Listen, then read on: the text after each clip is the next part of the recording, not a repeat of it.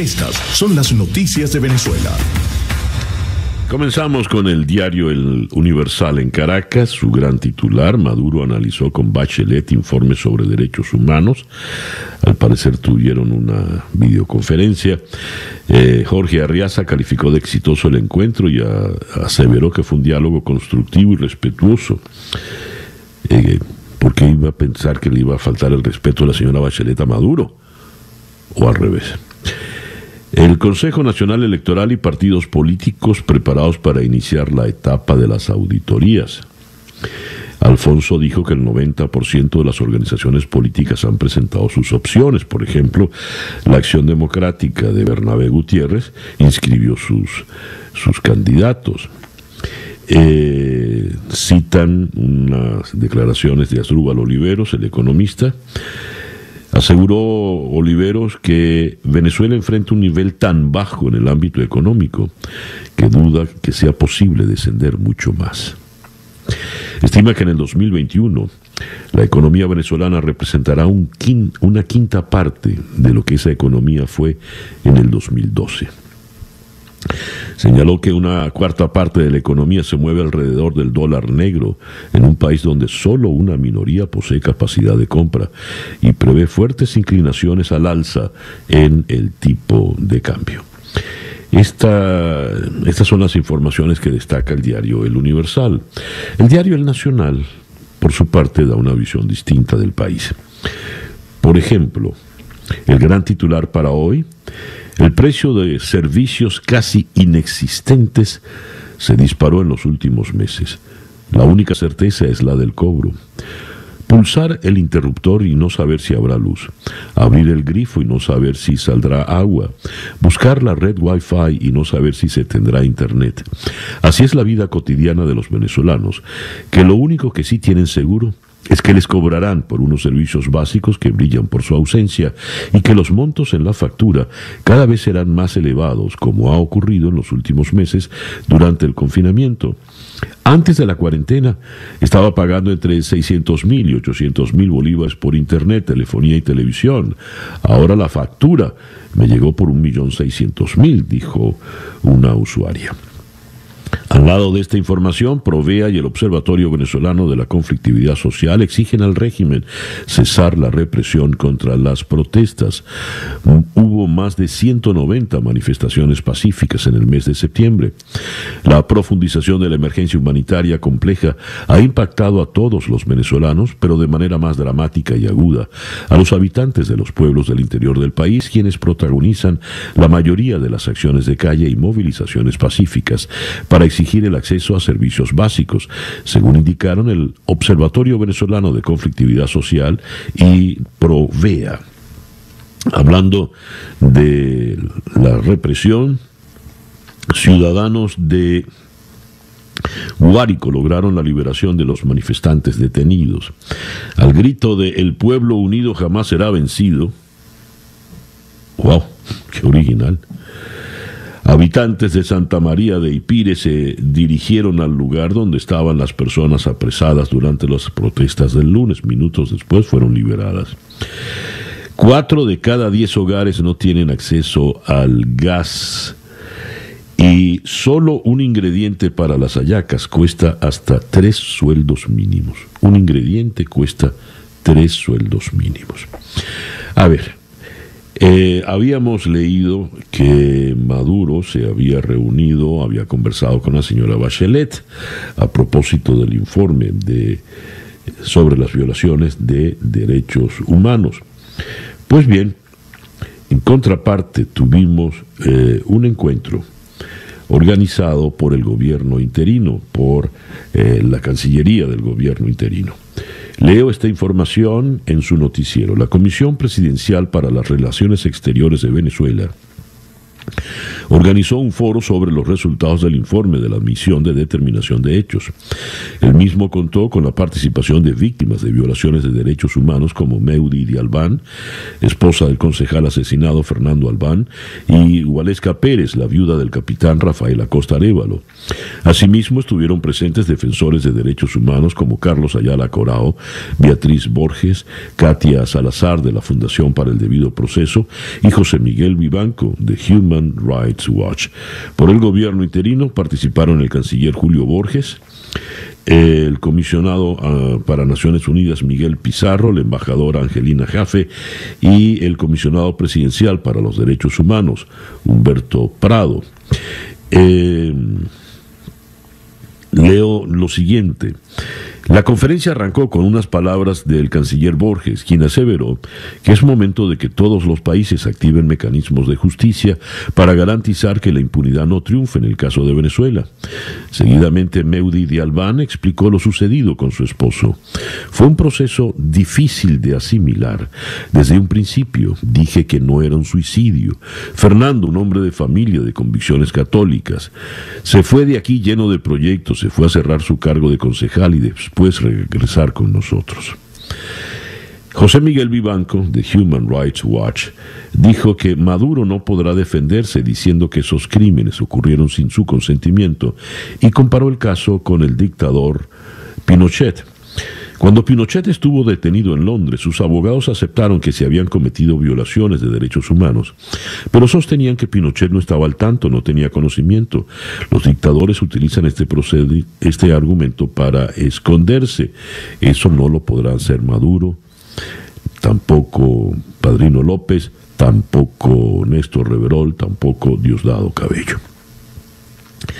Hablando de militares del régimen, Estados Unidos ofreció $10 millones por información que lleve a la captura de 2 exministros chavistas vinculados a los apagones, ambos sendos generales, Luis Mota Domínguez y Eustoquio Lugo Gómez. Leo acá, caramba, se me saltó la página.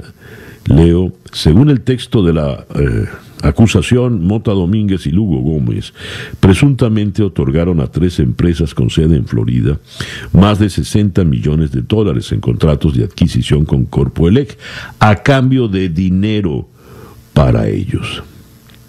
El 27 de junio del 2019, Mota Domínguez y Lugo Gómez fueron procesados por conspiración para el blanqueo de capitales y el blanqueo de instrumentos monetarios en el Distrito Sur de Florida.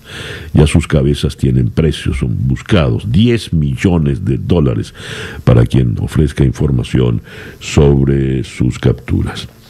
En el terreno político, la Unión Europea reitera la petición de aplazar las legislativas en Venezuela.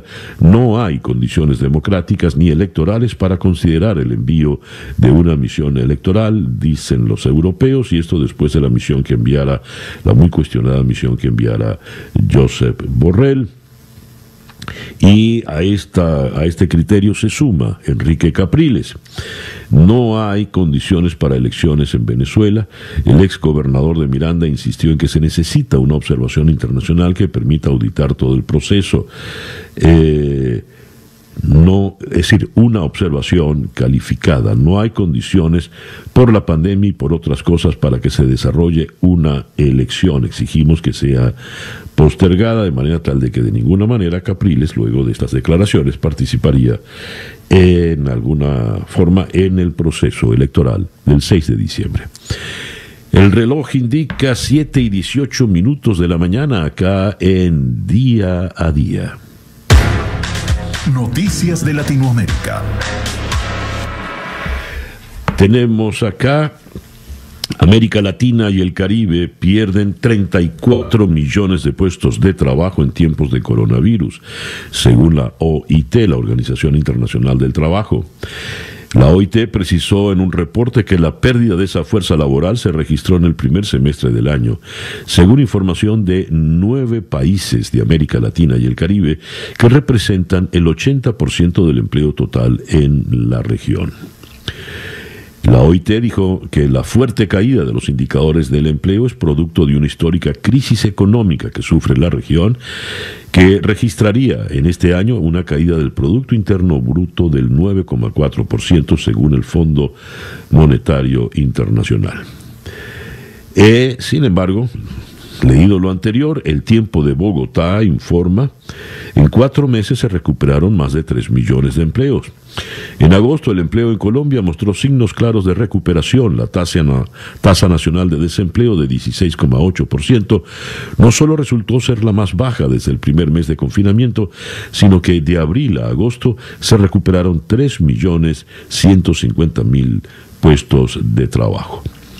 Sin embargo, en Brasil es al revés. El desempleo volvió a marcar un récord en Brasil, llegó al 13,8% en el trimestre mayo-julio.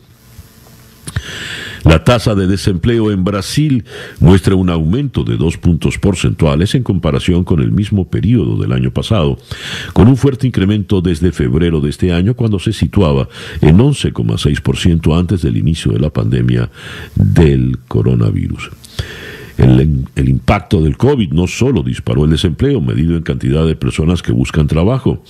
El de personas desalentadas que desistieron de hacerlo por falta de oportunidades llegó también a un récord, 5.800.000 brasileños. En Ecuador, el directorio del Fondo Monetario Internacional concedió un nuevo préstamo a Ecuador por $6.500 millones, atado a un programa económico con metas que deberán cumplirse hasta el año 2022. El presidente Lenín Moreno confirmó la noticia. En San Salvador, Bukele arremete contra el periodismo de El Salvador. El mandatario Nayib Bukele informó que el Ministerio de Hacienda abrió una investigación por lavado de dinero contra El Faro, el periódico digital más prestigioso del país. Se trataba de una nueva embestida contra el periodismo independiente salvadoreño, que ha denunciado los abusos y la deriva autoritaria de Bukele. El Ministerio de Hacienda les está pidiendo los documentos como se los pide a cualquier empresa, dijo sin embargo Bukele, cada vez con un tono más autoritario en su manera de ejercer el poder. Tegucigalpa, centenares de hondureños salen en caravana hacia Estados Unidos. Centenares de hondureños, entre hombres, mujeres y niños, salieron ayer desde San Pedro Sula, en el norte del país, en caravana hacia Estados Unidos, aunque convencidos de no tener certeza de hasta dónde podrán llegar. Vamos a lo que salga, todos somos gente pobre, dijo uno de los inmigrantes de 27 años. En Lima, el presidente Martín Vizcarra anuncia que a partir del lunes 5 levantamos la cuarentena focalizada en Abancay, Huamanga y Huánuco.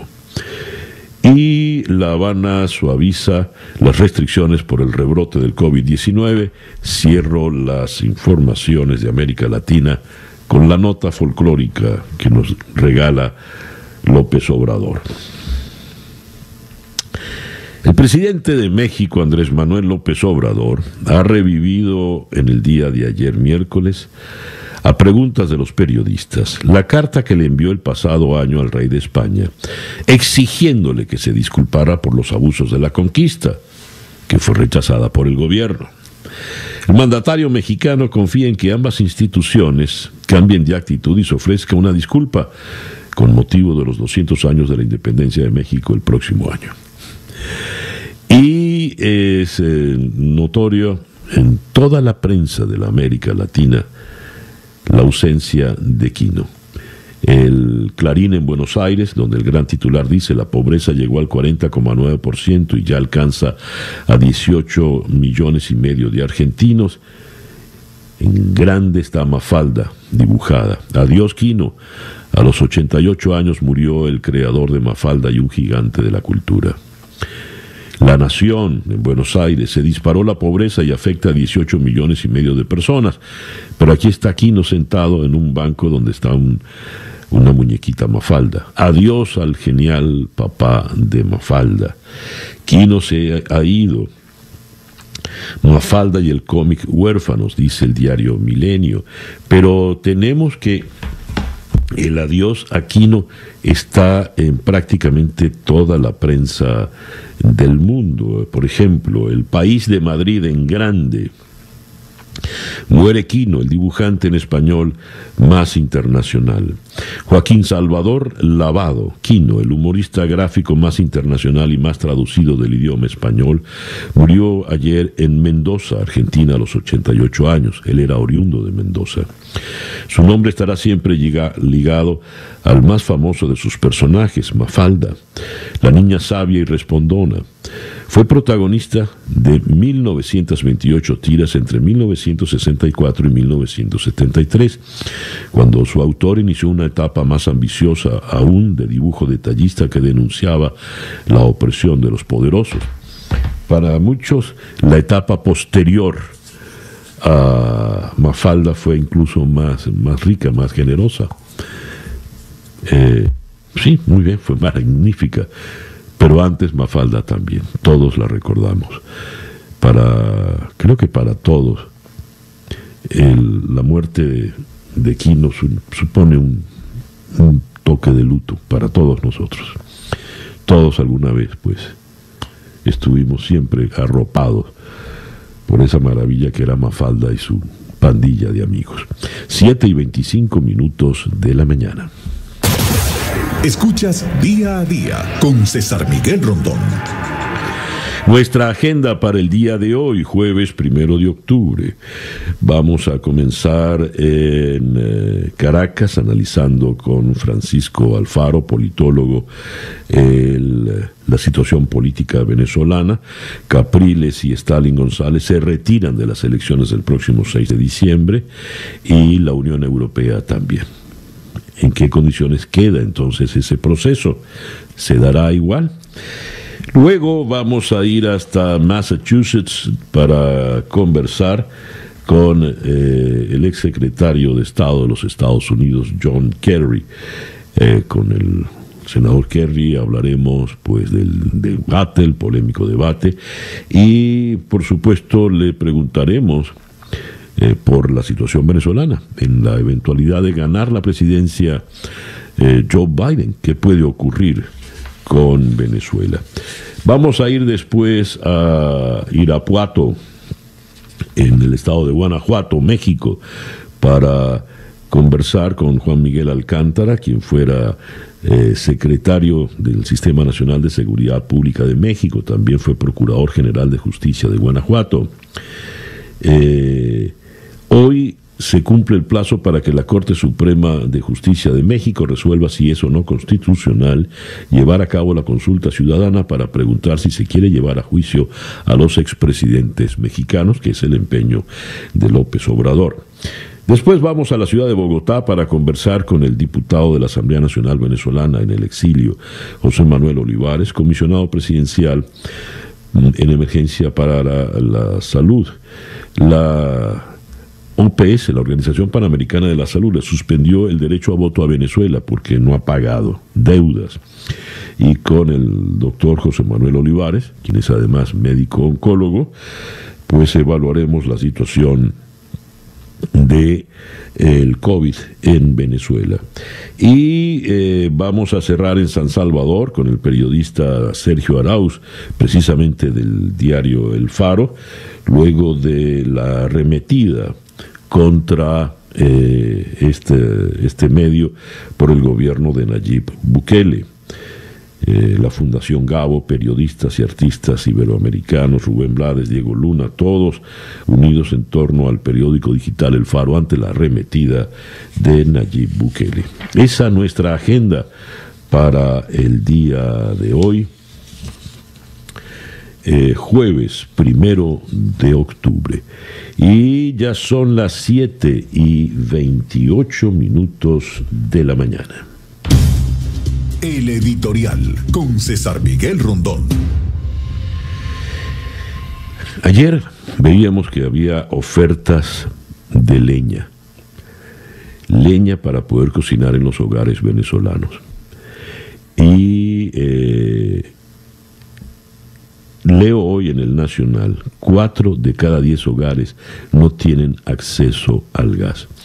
Un estudio realizado por el Observatorio de Derechos de Propiedad de SEDICE, titulado El gas en Venezuela, el retorno a la era de la leña, reveló que las plantas ubicadas en el occidente del país están inoperativas desde el 2008. Solo se produce propano en Santa Bárbara, Jusepín y El Furrial, en el norte del estado Monagas, el cual es procesado en el complejo de Jose. Un total de entre 18.000 y 20.000 barriles diarios que cubre menos del 65% de la demanda. Un país que va pues aceleradamente hacia el pasado. Habrán notado ustedes que las referencias que nos dicen los economistas en materia petrolera hablan de se está produciendo a niveles de 1950 o estamos a nivel de 1929. Hacia el pasado, vamos aceleradamente hacia el pasado. Pues ahora no tenemos luz, nos iluminamos a vela y ahora comemos con leña. ¿Será por eso que el individuo este del Mazo se siente tan a gusto? Porque cual Trucutú es un personaje de la prehistoria, feliz en llevarnos al peor pasado.